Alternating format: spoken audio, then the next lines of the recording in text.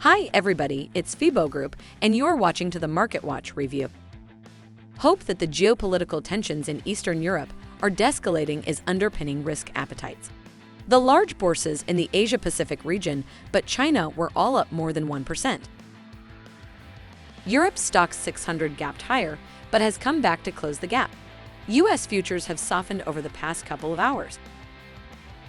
In the foreign exchange market, the risk-on means the dollar, yen, and Swiss franc are underperforming, while the Canadian and Australian dollars are leading the advance. Gold and oil are stabilizing after yesterday's downside reversals.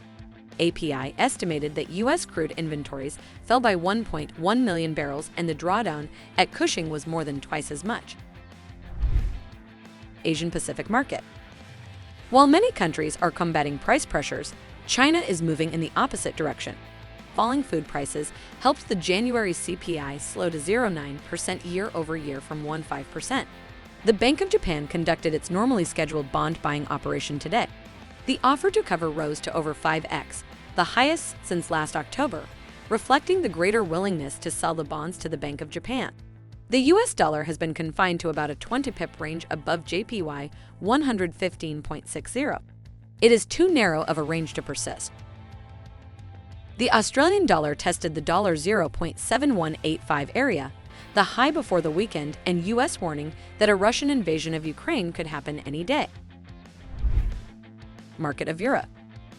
Understandably, the focus is on geopolitics and monetary policy, but Eurozone trade balance is at an important junction. Yesterday, the EMU reported its largest monthly trade deficit in 19 years, mostly due to the surge in the cost of energy. The euro extended its recovery to $1.1395 in late Asian turnover today. UK January inflation gauges were slightly firmer than expected. Sterling remains mired in a $1.35 to $1.36 range.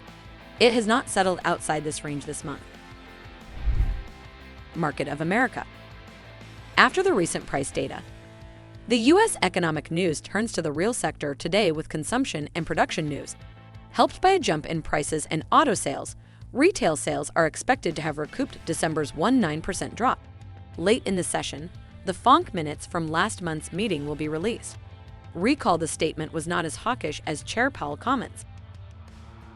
Canada reports January CPI figures. It appears that after the U.S. reported a stronger than expected increase, some economists tweaked their Canadian forecasts higher. The upper end of the U.S. dollar's range against the Canadian dollar held earlier this week near CAD 128. The greenback is being pushed lower now and is back near the pre-weekend low. That's all for me. Closely monitor the news background and be prepared for all the surprises of the market.